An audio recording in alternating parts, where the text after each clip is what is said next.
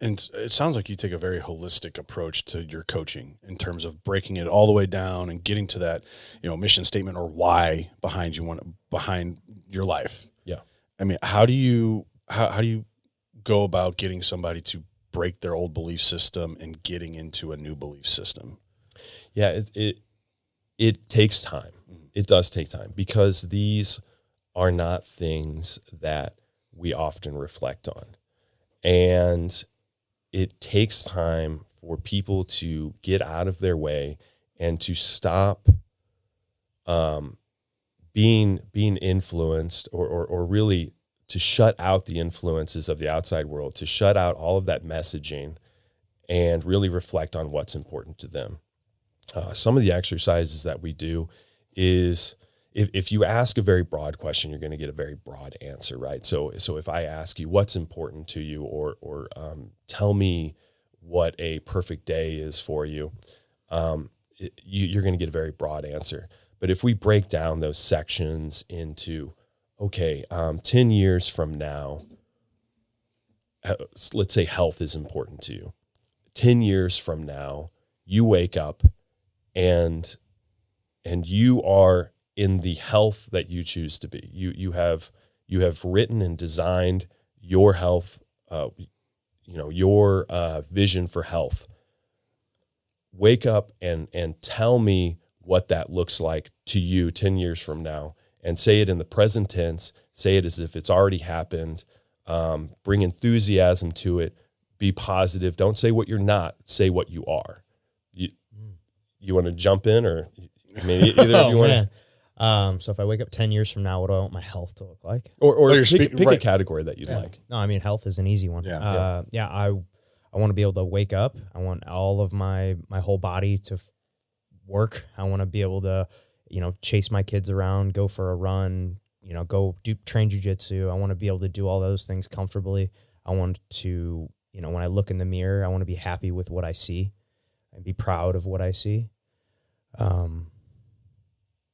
I mean, it's mostly just so I can live a long, happy life with my kids. I want to be as healthy and as strong and, carry as much, strength and muscle mass as I can, just so that I can, because I mean, that's going to keep me young and vital and strong and healthy. Yeah. Have energy showing up. Like you said, you're bringing your family into it, have energy for my children, being able to live at a high level. In 10 years, how old will you be?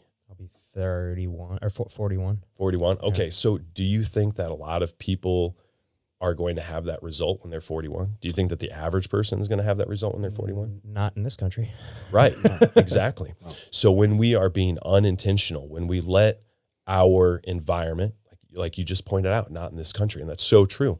When we let the environment affect us, when we let the environment write our narrative for us and create our habits and create, our expectations, then we are going to become the result of that. But when you become purposeful and you design it, now what are the habits that you do on a regular basis? To be that person 10 years from today, what are the things that you're going to wake up and do tomorrow to make sure that happens? Yeah, well, I'm gonna drink my water. I'm gonna take my vitamins. I'm gonna make sure I'm eating an adequate amount of protein. I'm making sure I'm getting to the gym, whether it's jujitsu or CrossFit or lifting weights. I'm gonna, make sure I'm eating properly. I'm gonna be, giving myself nourishment through, good quality food. And I'm not gonna eat junk. Junk's okay every once in a while, but it's not something I'm gonna live on. Yeah. I mean, all of those things I think all add up to me being healthy in 10 years from now. So now let's say that you are somebody that has not yet been on this health journey, but it's important to you. Let's say that you are in bad shape, that your knees are already hurting, et cetera, but you still choose that same vision for yourself.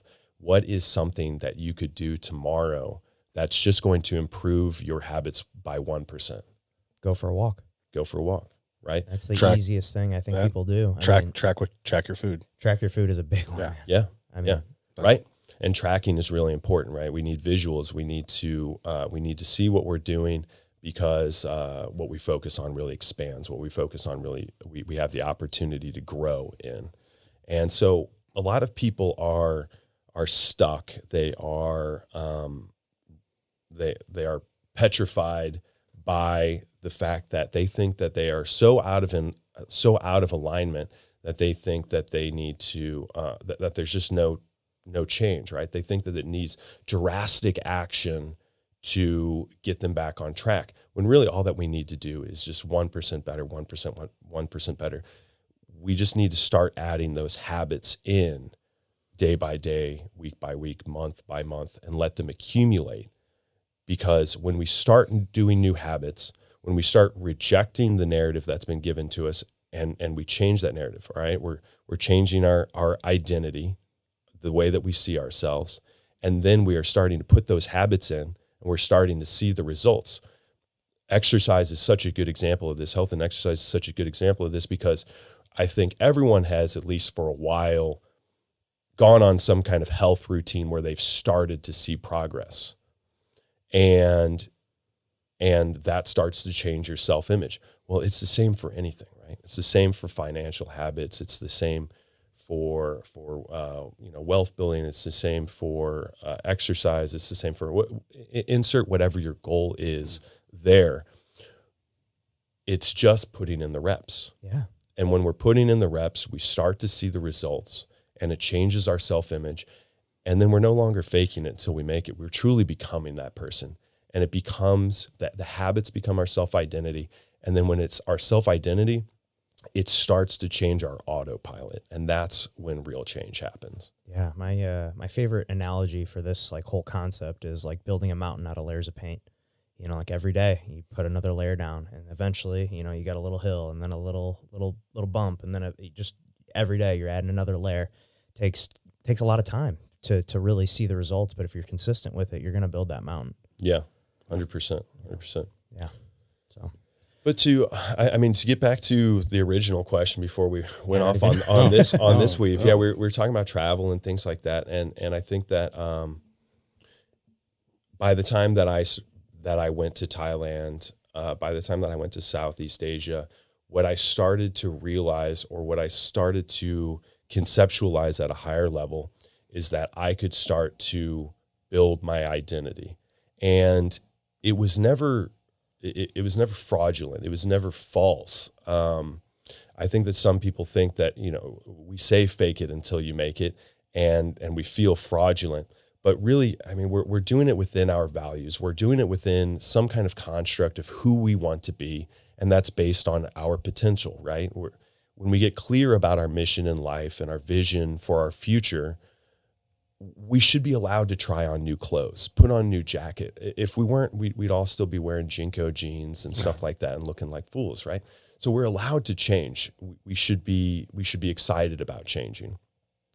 So by the time that I got to Southeast Asia, you know, I was trying on more extreme things, to the point to where, you know, the vagabond, right? Yeah. I'm just like, hey, I want to be like a lost boy, right? Peter Pan, lost boy. Peter Pan. Yeah, exactly. And so started going on adventures and getting myself into just weird circumstances based on this new belief system of who I chose to be. And I started with this mantra of, you know, step 1, believe. Step 2, get involved, and just do it, right? Just do it. Try it on and do the things that person would do.